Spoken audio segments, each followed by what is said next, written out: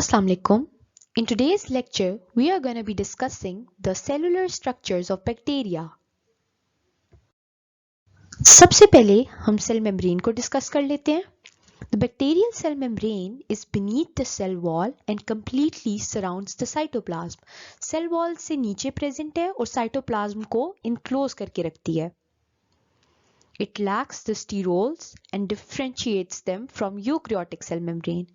Sterols इसके अंदर present नहीं होते, स्टीरॉइड्स एब्सेंट हैं और यही इनको डिफरेंशिएट करता है यूकैरियोट्स की सेल मेम्ब्रेन से, क्योंकि यूकैरियोटिक सेल मेम्ब्रेन के अंदर स्टीरोल्स प्रेजेंट होते हैं. It is involved in transport of proteins, nutrients, sugars, electrons and other metabolites.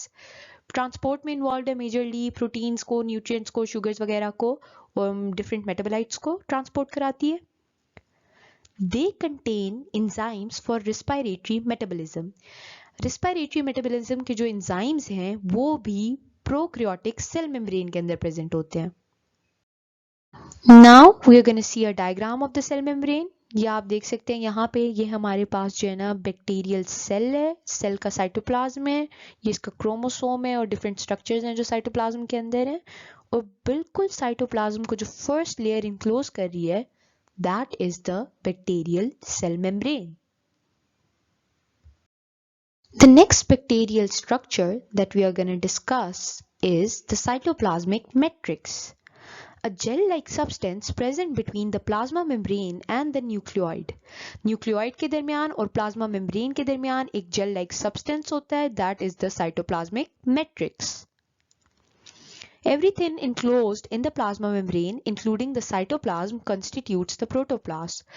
वो सारी चीजें जो प्लाज्मा मेम्ब्रेन को इनक्लोज कर रही हैं, enclosed by the plasma membrane है, साइटोप्लाज्म में वो कंस्टिट्यूट करती हैं प्रोटोप्लास्ट को. It lacks the membrane bound organelles and cytoskeleton. जो साइटोप्लाज्मिक मैट्रिक्स है प्रोकैरियोट्स का, उसके अंदर मेम्ब्रेन बाउंड ऑर्गेनेलीज नहीं होती और साइटोस्केलेटन भी नहीं होता. But it contains ribosomes, mesosomes, nuclear body, granules and nucleoid.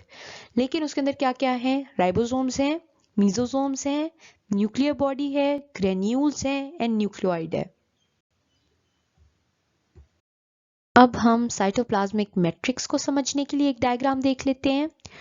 यहाँ पे आप देख सकते हैं ये जो सेल मेम्ब्रेन के अंदर स्ट्रक्चर है ना, हमने उसको स्टडी करना है. सेल वॉल है, फिर ये सेल मेम्ब्रेन आ गई, ठीक है. इसके अंदर आपको क्या नजर आ रहा है? साइटोप्लाज्म है फर्स्टली, उसके बाद ये न्यूक्लियोइड का एक डीएनए नेटवर्क नजर आ रहा है.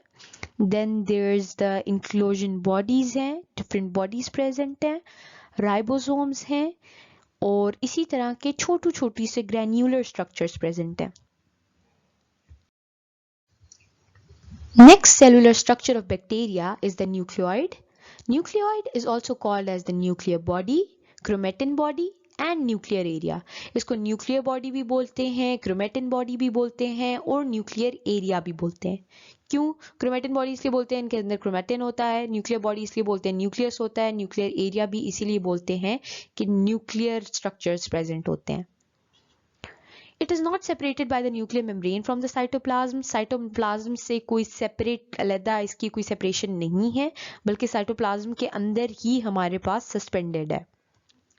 It consists of a single large circular double-stranded DNA molecule.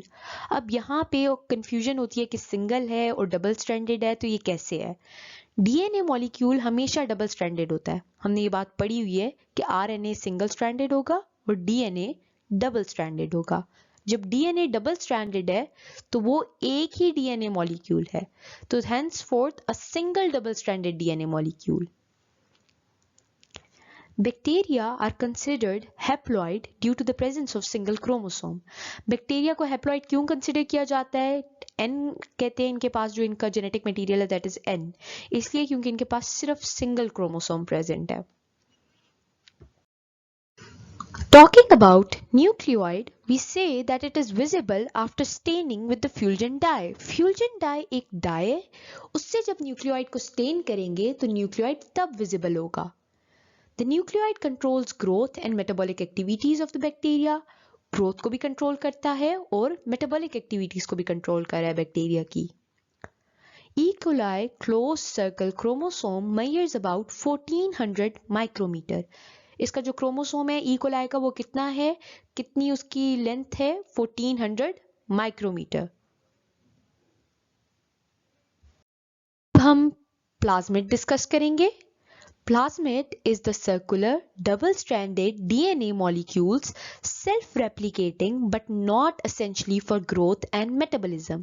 Circular है, double-stranded DNA molecules से बना हुआ है, self-replicating है, यानी it is able to divide by itself but not essential for growth and metabolism.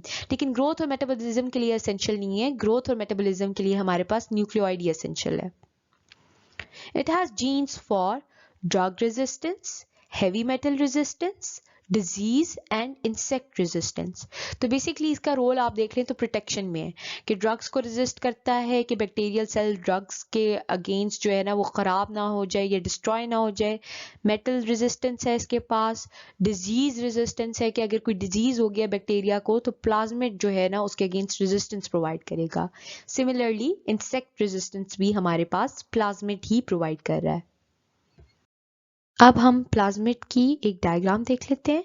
यहाँ पे आप देख सकते हैं कि एक तरफ आपको बैक्टीरियल डीएनए नजर आ रहा है, ये कॉइल्ड है और इस तरीके से प्रेजेंट है रेड कलर में। Then there is plasmid. Plasmid circular structure है, ब्लू कलर से डोनेट हुआ है।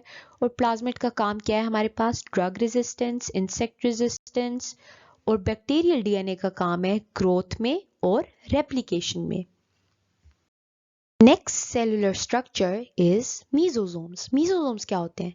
बेसिकली सेल मेम्ब्रेन इन्वेजिनेट करती है इनवर्ड एंड फॉर्म करती है स्ट्रक्चर्स को जिनको हम बोलते हैं मीजोसोम्स।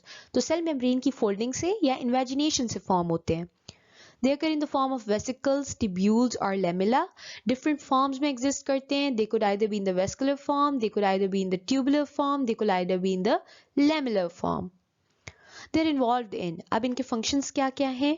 DNA replication में involved है, सेल की division में involved है, export of exocellular enzymes में involved है। exocellular enzymes वो enzymes हैं जिनका function सेल के outside है।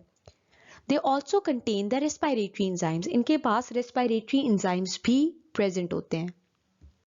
Now we are going to discuss the prokaryotic ribosomes. Prokaryotic ribosomes smaller होते हैं eukaryotic ribosomes से।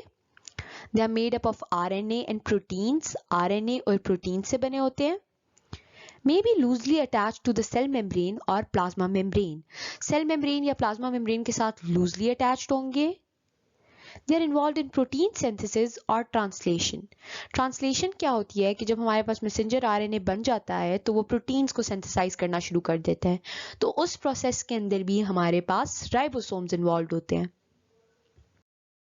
अब हम प्रोकैरियोटिक सेल की एक डायग्राम देख लेते हैं। इसके अंदर राइबोसोम्स को आइडेंटिफाई कर लेंगे और मीजोसोम्स को आइडेंटिफाई करेंगे। टॉप पे देखें ये मीजोसोम्स हैं, ये हम देख सकते हैं ये सेल मेम्ब्रेन है और सेल मेम्ब्रेन की एक इन्वेजिनेशन से मीजोसोम्स फॉर्म हो रहे हैं। Then there are the ribosomes. Ribosomes हमें छोटे छोटे ग्रैन्यूल्स की फॉर्म में नजर आ रहे हैं। 70s राइबोसोम्स होते हैं, smaller in size than the eukaryotic ribosomes. It's time to discuss the practice question. The statement of the practice question is, which structure of prokaryotic cell is responsible for metabolism and growth directly? कौन सा prokaryotic cell का structure है जो growth और metabolism के लिए involved है? Option A is plasmid, option B is nucleoid, option C is the mesosomes and option D is nucleus.